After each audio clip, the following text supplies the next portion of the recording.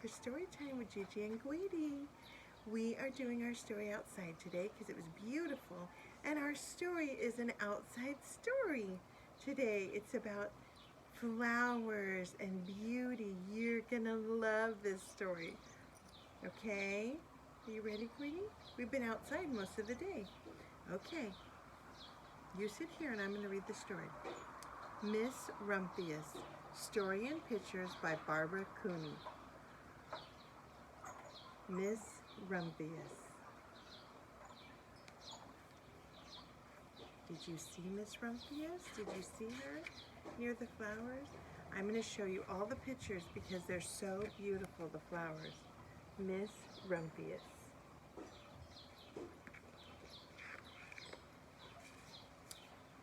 The lupine lady lives in a small house overlooking the sea.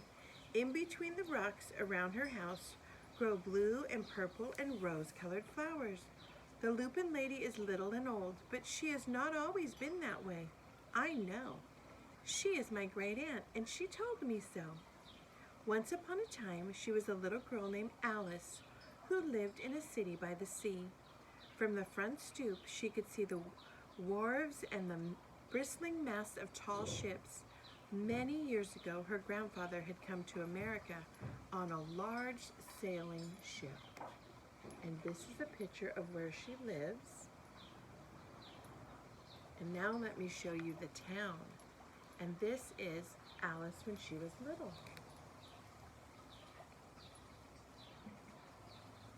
Do you see the large sailing ships back there?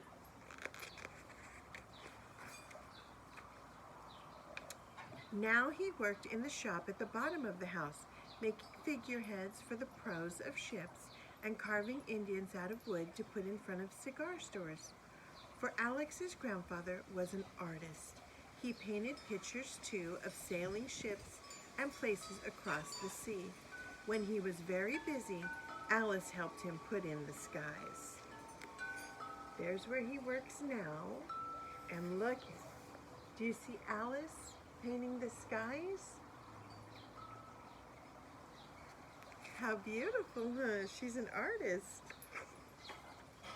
In the evening, Alice sat on her grandfather's knee and listened to his stories of faraway places. When he had finished, Alice would say, "When I grow up, I will go to faraway places too, and I will live by the sea." "That is all very well, little Alice," said her grandfather, "but there is a third thing you must do." "What's that?" asked Alice. "You must do something to make the world more beautiful," said her grandfather.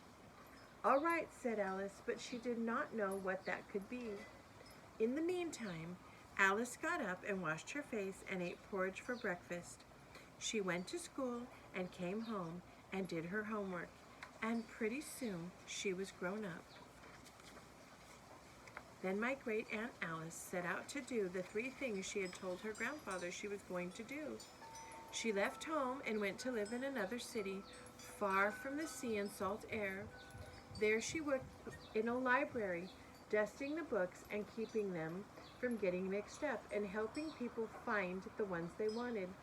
Some of the books told her about faraway places. People called her Miss Rumphius now. And there she is. There's the building she works in.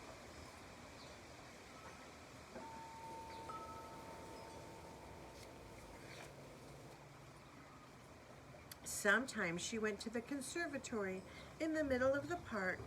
When she stepped inside on a wintry day, the warm, moist air wrapped itself around her, and the sweet smell of jasmine filled her nose. "This is almost like a tropical isle," said Miss Rumphius, "but not quite." Wasn't that beautiful? So lush and green. So Miss Rumphius went to a real tropical island where people kept cockatoos and monkeys as pets. She walked along long beaches, picking up beautiful shells.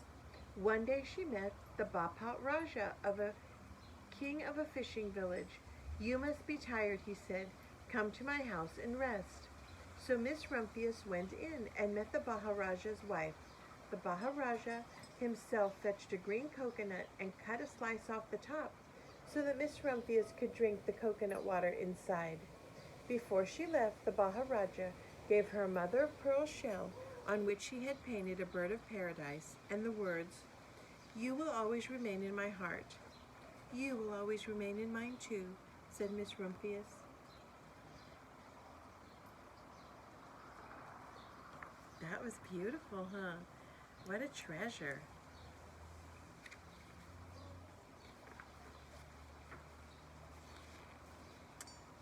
My great aunt, Miss Alice Rumphius, climbed tall mountains where the snow never melted.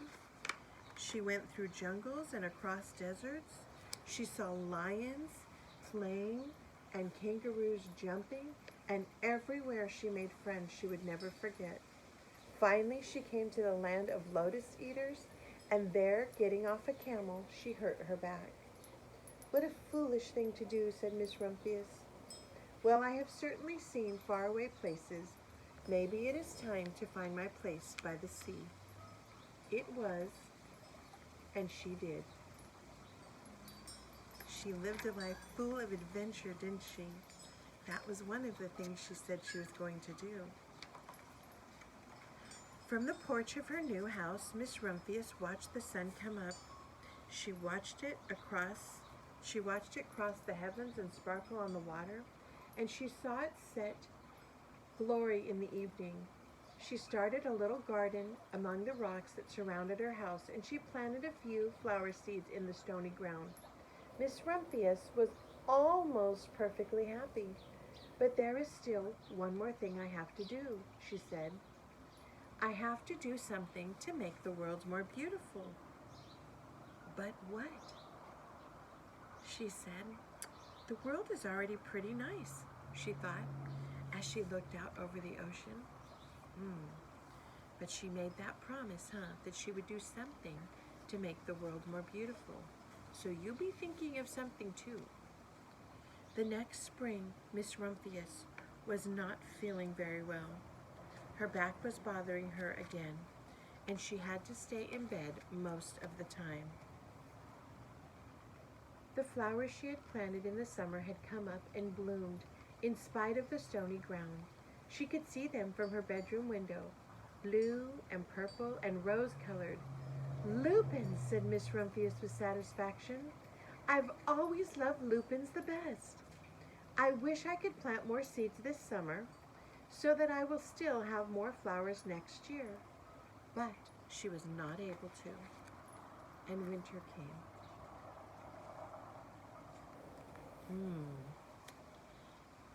But that might have given her an idea. After a hard winter, spring came. Miss Rumphius was feeling much better. Now she could take walks again. One afternoon, she started to go up and over a hill where she had not been in a long time. "I don't believe my eyes," she cried when she got to the top. For there on the other side of the hill was a large patch of blue and purple and rose-colored lupins. "It was the wind," she said as she knelt in delight. "It was the wind that brought the seeds for my garden here, and the birds must have helped." Then Miss Rumphius had a wonderful idea. Do you know what her idea is? How lovely those are, huh? She hurried home and got out her seed catalogs, and she sent off for the very best seed house for 5 bushels of lupin seeds. That summer, Miss Rumphius, her pockets full of seeds, wandered over fields and headlands sowing lupin. She scattered seeds along the highways and down country lanes. She flung handfuls of them around the schoolhouse and back of the church. She tossed them into hollows and along stone walls. Her back didn't hurt anymore. Now some people called her that crazy old lady.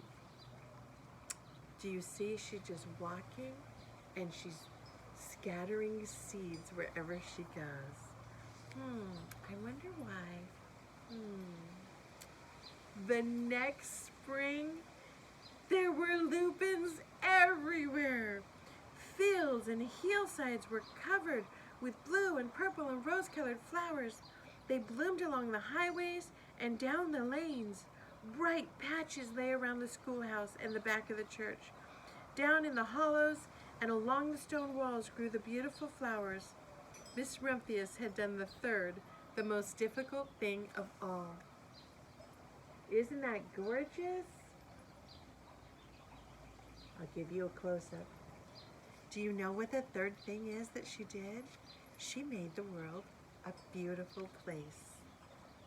My great-aunt Alice, Miss Rumphius, is very old now. Her hair is very white. Every year there are more and more lupins. Now they call her the Lupin Lady. Sometimes my friends stand with me outside her gate, curious to see the old lady who planted the fields of lupins. When she invites us in, they come slowly. They think she is the oldest woman in the world. Often, she tells us stories of faraway places. Do you see them standing at the gate? There they are. And when she invites them in, there they are. And she tells them stories of faraway places. When I grow up, I tell her, I too will go to faraway places and come home to live by the sea. That is all very well, little Alice, says my aunt, but there is a third thing you must do. What's that? I ask. You must do something to make the world more beautiful. All right, I say.